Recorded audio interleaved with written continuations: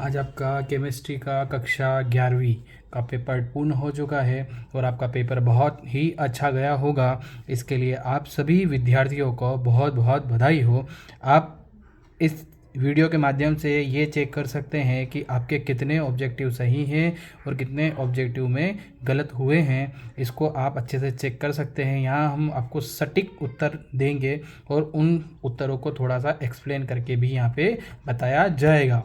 तो चलिए हम शुरू करते हैं हमारे प्रश्न क्रमांक 1 से। आज हमारा 11वीं रसायन का वार्षिक परीक्षा 2025-26 का पेपर हम यहाँ पे सॉल्व कर रहे हैं।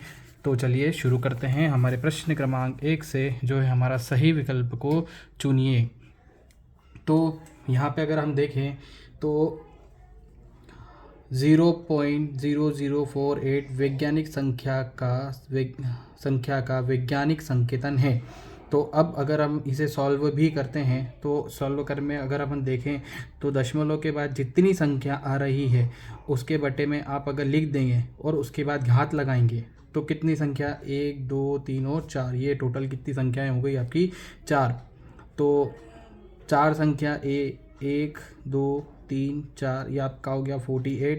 अब अगर हम देखें तो आंसर में 48 इंटू 10 की घात क्या 3 हो रही है? नहीं हो रही, क्योंकि यहाँ कितने शून्य हैं, यहाँ पे 3 शून्य हैं। तो 3 शून्य में हमें सबसे पहले देखना है कि ये तो किस में आएगा, माइनस में आ जाएगा। तो हमारा आंसर क्या हो जाएगा, बी हो जाएगा, क्योंकि 3 तो घात लग गई, दशमलव ये 1 2 और 3 की घात हो गई। और यहाँ पर एक क्योंकि हमने संख्याएं कहाँ से ली है, पीछे से ली है, तो माइनस लग जाएगा और एक जीरो बढ़ गया बच गया, तो उसका क्या हो जाएगा दशमलव। तो आंसर क्या हो गया आपका, बी हो गया। Cr3+ आयन में अयुग्मित इलेक्ट्रॉनों की संख्या है। अगर हम क्रोमियम का परमाणु क्रमांक देखें तो Cr का परमाणु क्रमांक कितना होता है, 24। तो 24 यहाँ पर अगर हम इसका इलेक्ट्रॉनिक विन्यास लिखेंगे तो इलेक्ट्रॉनिक विन्यास आएगा Ar, मतलब Ar का मतलब कितने होगा यहाँ पे 18। अगला इसमें आएगा आपका Ar4s और आपका क्या आ जाएगा 3D। तो यहाँ अगर अपन देखें 18 और बच गए, यहाँ पर कितने हो गए 2 20 और यहाँ पर कितने हो गए 4। चूँकि अब आप देखिए तो यहाँ पर कितने इलेक्ट्रॉन्स निकल रहे हैं, 3 इलेक्ट्रॉन्स बाहर की तरफ जा रहे हैं। तो 3 इलेक्ट्रॉन जाने के कारण अगर आप देखें तो यहाँ से 3 इलेक्ट्रॉन निकल गए, तो अयुग्मित 3 इलेक्ट्रॉन, तो एक इलेक्ट्रॉन यहाँ से चला जाएगा, यानी कि 4s0 और 3D में कितने बच जाएंगे 3। तो इसका आंसर हो जाएगा कितना 3। चलो अगला देखते हैं हम, निम्न में से किसकी त्रिज्या अधिकतम होती है? तो इसका आंसर आएगा कौन सा आपका, ए, मैग्नीशियम की। एंथैल्पी दाब आयतन तथा आंतरिक ऊर्जा के बीच संबंध है। यहाँ पे आपने प्रश्न जो है आपने पढ़ा होगा कि स्थिर ताप पर किसी तंत्र की एंथैल्पी का मान उसकी आंतरिक ऊर्जा और दाब आयतन कार्य के योग के बराबर होता है। तो हम आंतरिक ऊर्जा को U से प्रदर्शित करते हैं, दाब हमारा P हो गया, आयतन हमारा V हो गया और एंथैल्पी हमारा ये हो गया। तो हमारा आंसर A हो जाएगा। तो चलिए अगला देखें, अभिक्रिया जिसमें इलेक्ट्रॉन का निष्कासन होता है कहलाती है। जिसमें इलेक्ट्रॉन्स निकलते हैं, नई परिभाषा के अनुसार, यानी कि जब खोज हुई तो इलेक्ट्रॉन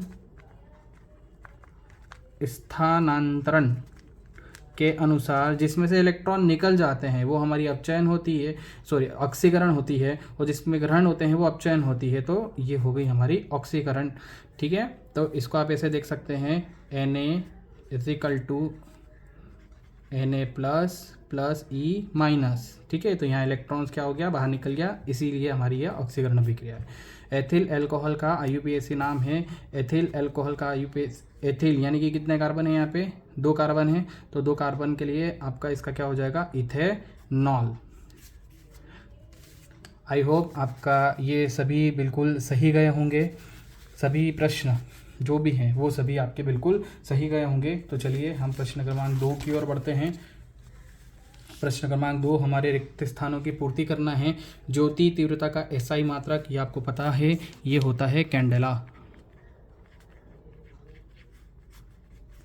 एंट्रोपी का SI मात्रक होता है जूल प्रति केल्विन। अगर आपको ये वीडियो पसंद आ रही है तो इस वीडियो पे लाइक ज़रूर कर दीजिएगा, इससे हमको मोटिवेशन मिलता है, हमें और अच्छा करने की एक ऊर्जा प्राप्त होती है। किसी पदार्थ की क्रिया करने की दर उस पदार्थ के सांद्रता के समानुपाती होती है। इसे आप कैसे समझ सकते हैं? मान लीजिए ये दीवार है, इस दीवार को घिराने के लिए एक आदमी काम करेगा तो इस दीवार को घिराने में 10 घंटे लग जाएंगे, पर यहीं इस दीवार को घिराने के लिए 10 आदमी काम करेंगे तो ये काम कितने घंटे में हो जाएगा? 1 घंटे में। ठीक है, यही आपकी सांद्रता होती है। पदार्थ को क्रिया करनी है तो उस पदार्थ में जितने ज़्यादा अणुओं की संख्या होगी उसे हम उसकी क्या कहेंगे? सांद्रता। तो सांद्रता जितनी अधिक होगी पदार्थ की क्रिया उतनी ही तेज़ी से पूर्ण होती है। ठीक है, चलिए आगे देखते हैं। Fe2O3 में Fe की ऑक्सीकरण संख्या का मान कितना होता है? +3 होगा।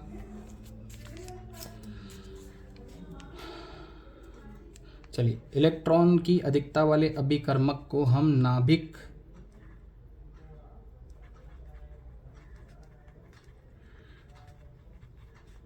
स्नेही कहा जाता है। एल्केन के सभी परमाणुओं में संकरण कौन सा होता है? आपका sp3, क्योंकि आप देखते हैं कि ये इस तरीके से एक बॉन्ड बनाता है, इस तरीके से, जिसमें 109 डिग्री और 28 टाइम का कोण बनता है। ठीक है, ये चीज़ें आप लोगों ने कंप्लीट कर रखी होगी। आई होप ये भी आपके बिल्कुल सही गए होंगे। आपको बहुत बहुत शुभकामनाएं इस सब के लिए। क्वेश्चन नंबर 3 को अब हम देखेंगे। प्रश्न क्रमांक 3 है हमारा सत्य और असत्य के बारे में। आयनिक यौगिक ध्रुवीय विलायकों में विलय होते हैं, ये बिल्कुल असत्य है। ये केवल ध्रुवीय विलायकों में ही विलय होते हैं। इसका रीज़न है जैसे क्योंकि इसमें प्लस और एक तरफ क्या होता है? माइनस। ऐसे ही जो ध्रुवीय विलायक होते हैं जैसे HCl, इसमें प्लस है, इस पर माइनस। ये जो प्लस है ये प्लस कैसा होता है? आपका आंशिक होता है, आंशिक प्लस होता है। इसीलिए अभिक्रिया की दर ताप पे निर्भर करती है, बिल्कुल सत्य है। आप जैसे जैसे ताप बढ़ाते हैं, जैसे आपने देखा होगा जब आप पानी को गर्म करते हैं तो पानी को गर्म करने के बाद तो आपने बुलबुले तेज़ी से निकलते हुए देखे होंगे। जैसे जैसे ताप बढ़ता है वैसे वैसे जो बुलबुले हैं उनकी संख्या भी क्या होती है? बढ़ती है। तो इसीलिए आप समझ सकते हैं कि अभिक्रिया की दर ताप के साथ क्या होती है? बढ़ती है। ओस्टवाल्ड का तन्यता सिद्धांत सभी विद्युत अपघट्य विलयनों पे लागू होता है तो नहीं होता है, कुछ विलयनों पे लागू नहीं होता है। प्रश्न क्रमांक 4 है कार्बनिक तत्वों के परीक्षण हेतु सोडा निष्कर्ष बनाते हैं, बिल्कुल बनाते हैं। एल्केन का सूत्र होता है, बिल्कुल होता है। आप इसको देख सकते हैं CH4, यहाँ पे N बराबर कितना हो गया? 1। तो इसको भी आप इसी तरीके से अगर आप देखेंगे तो CN × 1 H2 × 1 + 2, तो ये सूत्र कितना हो गया? CH4। ये हमारे एल्केन का सूत्र है। एथिलीन एक ध्रुवीय यौगिक है, बिल्कुल सत्य है, ये एक ध्रुवीय यौगिक है। आई होप आपका ये आंसर भी बिल्कुल सही गया होगा। आपको बहुत बहुत शुभकामनाएं। लगे रहिए, देखते रहिए इस वीडियो को, और अगर वीडियो पसंद आ रही है तो इस वीडियो पे लाइक ज़रूर कर दीजिएगा और हमारे चैनल को सब्सक्राइब ज़रूर कर लीजिएगा। बहुत ही जल्दी बायोलॉजी और केमिस्ट्री के नीट के प्रश्न जो है यहाँ पे अपलोड किए जाएंगे ताकि आप उसे देख सकें और अपनी तैयारी को नीट के लिए बेहतर कर सकें। तो चलिए हम देखते हैं अगला प्रश्न हमारा। प्रश्न क्रमांक 4। मैक्सवेल का जो क्वांटम मैक्सवेल ने दिया था वो क्वांटम सिद्धांत दिया था, तो ये हमारा हो गया पहला। द्विध्रुव आघूर्ण ये होता है E × D। किसी भी द्विध्रुव आघूर्ण का मान उस पर उपस्थित आवेश और उन दोनों के बीच की दूरी के क्या होता है? समानांतर होता है, यानी कि गुणनफल के बराबर होता है, यानी कि आपका म्यू बराबर होता है E × D। इस तरीके से एंथैल्पी में परिवर्तन, तो ये हो गया आपका एंथैल्पी में परिवर्तन। हम परिवर्तन को हमेशा किससे लिखते हैं? डेल से। परिवर्तन का मतलब क्या होता है? परिवर्तन का मतलब होता है अंतिम अवस्था माइनस क्या होती है? हमेशा प्रारंभिक अवस्था। ये परिवर्तन को दर्शाती है। ठीक है, तो अगला देखते हैं हम। जल विद्युत का अपघटन, जल का फॉर्मूला होता है हमारा H2O। इसका अपघटन किया जाएगा तो ये दो भागों में H2 और O2 में क्या हो जाएगा, टूट जाएगा। तो ये हमारा कौन सा हो गया आपका चौथा। अगला नाइट्रोजन के आकलन के लिए ड्यूमा विधि का उपयोग किया जाता है। ये टोटल आपके कितने हो गए, 5 क्वेश्चन। आई होप सही जोड़ी तो आपकी बिल्कुल सही जानी ही चाहिए। सही जोड़ी सबसे इंपॉर्टेंट होती है। यहाँ आपने अगर 2 अच्छे से सॉल्व कर लिए तो बाकी सारे अपने आप सॉल्व हो जाते हैं, और इसके लिए भी आपको बहुत बहुत शुभकामनाएं। चलिए अगला देखते हैं, प्रश्न क्रमांक 5। कैथोड किरण जो होती है इनमें E/m का मान क्या होता है, तो E/m का मान होता है 1.7 × 10⁻11। ठीक है, ये इसका मान होता है। ऐसे अतिव्यापन में कौन सा बंध बनता है, तो ऐसे अतिव्यापन में सिग्मा बंध बनता है, सिग्मा बंध। और ये क्यों बनता है, जब अतिव्यापन सिरों से होता है, इस तरीके से सिरों से, ये सिरों से अतिव्यापन होता है तो यहाँ पर हमेशा कौन सा बनता है, सिग्मा। और अतिव्यापन अगर साइड से होता है ऐसे, तो यहाँ पर कौन सा बंध बनेगा आपका, पाई। तो ऐसे इसमें एस की आकृति कैसी पाई जाती है, गोलाकार आकृति होती है। ठीक है, एक एस की आकृति गोल और दूसरे एस की आकृति भी कैसी हो गई, गोल। दोनों आपस में मिलेंगे, कैसा अतिव्यापन करेंगे, सिरों से अतिव्यापन करेंगे। इसमें बंध कौन सा बनेगा, आपका सिग्मा बंध बनेगा। तो चलिए अगला देखते हैं। लुईस के अनुसार इलेक्ट्रॉन युग्म जो ग्राही होते हैं वो कौन से होते हैं, लुईस अम्ल होते हैं। ठीक है, लुईस अम्ल इलेक्ट्रॉन ग्राही होते हैं, जबकि लुईस क्षार इसके क्या होते हैं, इलेक्ट्रॉन दाता। यही ब्रॉन्स्टेड और लोरी का आप सिद्धांत देखोगे तो वो इसके कैसा होता है, जस्ट विपरीत होता है। उनके अनुसार क्या हो जाता है कि जो इलेक्ट्रॉन युग्म ग्राही होता है वो क्षार होता है, पर जो दाता होता है वो कौन होता है, आपका अम्ल होता है। यहाँ लुईस क्षार के अनुसार विपरीत हो जाता है। ठीक है, चलिए आगे देखते हैं। एल्डिहाइड का क्रियात्मक समूह क्या होता है आपका, CH और O। ये एल्डिहाइड को प्रदर्शित करता है। मार्स गैस का मुख्य घटक क्या होती है, आपकी मीथेन गैस होती है। आई होप आपके सारे लगभग ऑब्जेक्टिव सही गए होंगे, क्योंकि यही ऑब्जेक्टिव आपके मार्क्स बनाते हैं और यही ऑब्जेक्टिव आपको आगे तक लेके जाते हैं। आपके सभी ऑब्जेक्टिव बिल्कुल सही होंगे, मैं ऐसी उम्मीद करता हूँ। मैं कुछ प्रश्न यहाँ 2 नंबर के भी आपको बता देता हूँ, ताकि आपको जो कठिन हैं वो आपके थोड़े से अच्छे लगे और सरल हो जाए। रासायनिक संयोजन के 4 नियम, ये आपको पता ही होंगे। पहला है रासायनिक संयोजन में द्रव्यानुपाती क्रिया का नियम। दूसरा है आपका स्थिर अनुपात का नियम। तीसरा है व्युत्क्रम अनुपात का नियम। और चौथा है गुणित अनुपात का नियम। ये 4 नियम हैं आपके जो रासायनिक संयोग के नियम में पूछे जाते हैं। सीमांत अभिकर्मक, ऐसे अभिकर्मक जिसके कारण अभिक्रिया रुक जाती है, ऐसे अभिकर्मक को हम सीमांत अभिकर्मक कहते हैं। मैं एक उदाहरण से के द्वारा आपको समझा सकता हूँ। जैसे अगर मान लीजिए अभिक्रिया हो रही है जिसमें 2 हाइड्रोजन और 4 हाइड्रोजन और 2 ऑक्सीजन पार्टिसिपेट कर रहे हैं और यहाँ पे 2H2O बन रहा है। मान लीजिए कि ऑक्सीजन की संख्या यहाँ पे ख़त्म हो गई, हाइड्रोजन बचा हुआ है, तो हाइड्रोजन अकेला अभिक्रिया थोड़ी करेगा, ये भी तो है। तो यही अभिकर्मक, यही हमारा पदार्थ, ये क्या कहलाता है, सीमांत अभिकर्मक कहलाता है। समस्थानिक क्या होते हैं, वे जिनके परमाणु क्रमांक समान हो और परमाणु भार भिन्न भिन्न हो जाए, उन्हें क्या कहते हैं, समस्थानिक कहते हैं। जैसे हाइड्रोजन के 1 प्रोटियम, ड्राइटियम और ट्राइटियम, इस तरीके से।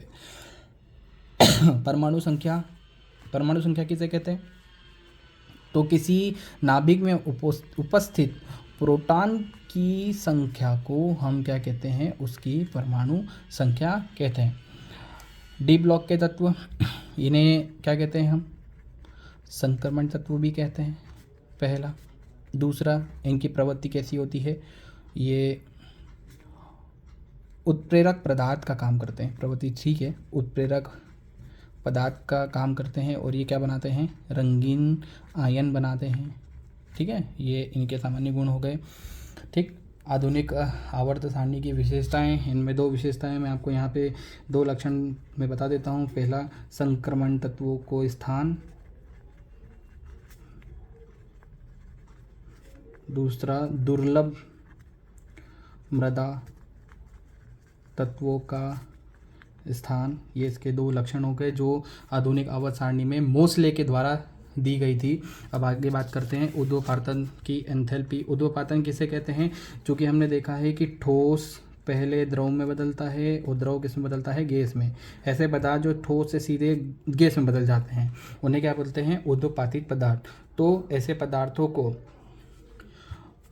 ठोस को सीधे गैस में बदलने के लिए जितनी ऊर्जा की आवश्यकता होती है उसे हम क्या कहते हैं? ऊर्ध्वपातन की एंथैल्पी कहते हैं। आई होप आपके सारे प्रश्न यहाँ पे बहुत अच्छे गए होंगे। यहाँ पे मैंने कुछ प्रश्नों को यहाँ पे आपको समझा भी दिया है। आप कुछ प्रश्नों को यहाँ पर देख सकते हैं। बहुत ही जल्द केमिस्ट्री का पूरे पेपर का जो सॉल्यूशन है मैं अपने YouTube channel let's study with Gehlot sir के अंदर आपको अपलोड कर दूँगा। आप उसे आसानी से बहुत अच्छे से देख सकते हैं, उसे सॉल्व कर सकते हैं। ये प्रश्न आपके अगले आने वाले जो कक्षा 12वीं में है उसमें बहुत ही काम आएंगे। आप पूरे पेपर को अच्छे से देख सकते हैं। यह आपका आज का पेपर था और आज के पेपर के लिए आप सभी को बहुत बहुत शुभकामनाएं। आई होप आपका पेपर बहुत ही अच्छा गया होगा और बहुत ही सुंदर तरीके से आपके नंबर आएंगे और सुंदर तरीके से आपने लिखा भी होगा। ये अभिक्रियाएं मेरे द्वारा बताई भी गई थी मेरी लास्ट वीडियो में, जहाँ पे मैंने मोस्ट इम्पोर्टेंट प्रश्नों के बारे में बात करी थी। उनमें ये पूरी अभिक्रियाएँ सारी की सारी ऐसी के एज इट इज़ बैठी है। अगर आपको ये वीडियो अच्छा लगा है तो इस वीडियो पर लाइक ज़रूर कीजिएगा और हमारे चैनल को सब्सक्राइब जरूर कर लीजिएगा। अगर आप झाबुआ में ही रहते हैं तो हमारे द्वारा अप्रैल माह में फ्री क्लास स्टार्ट की जाएगी जो कक्षा 9वीं से 12वीं तक की होगी। तो अगर आप झाबुआ में या झाबुआ के आसपास रह रहे हैं तो आप हमारी संस्था में आकर विज़िट कर सकते हैं। आप यहाँ हमारे इस नंबर पर संपर्क कर सकते हैं और हमारी संस्था से जुड़ सकते हैं। आप अप्रैल माह की फ्री क्लासेस में जो 9वीं से 12वीं तक रहेगी उसको आप ज्वाइन कर सकते हैं। आपका बहुत बहुत धन्यवाद। एक बार फिर से मैं आपसे कह दूं, अगर वीडियो पसंद आई है तो लाइक ज़रूर कर लीजिए और ऐसी वीडियो को पाने के लिए हमारे चैनल को सब्सक्राइब ज़रूर कर लीजिएगा। बहुत बहुत धन्यवाद।